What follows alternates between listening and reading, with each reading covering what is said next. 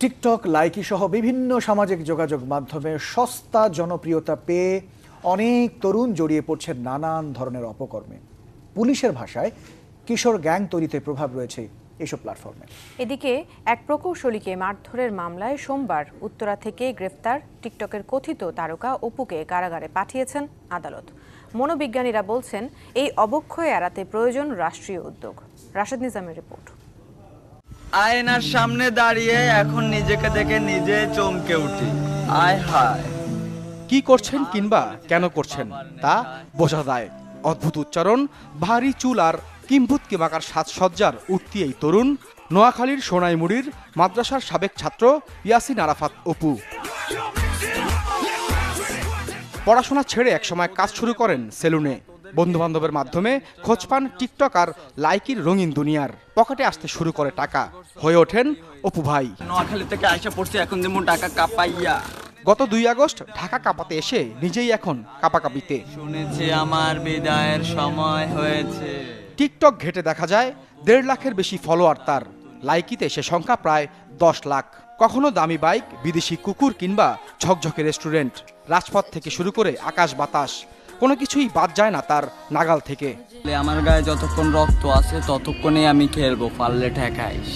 গত রোববার রাতে উত্তরার একটি রাস্তা আটকে অনুসারীদের নিয়ে টিকটক ভিডিও বানাচ্ছিলেন অপু। সড়কটি আংশিক ছেড়ে দিয়ে গাড়ি চলাচলের সুযোগ চাইলে এক প্রকৌশলী সহ 3 জনকে মারধর করেন তারা। এই ঘটনায় মামলার পর সোমবার অপুকে গ্রেপ্তার করে উত্তরা পূর্ব থানা পুলিশ।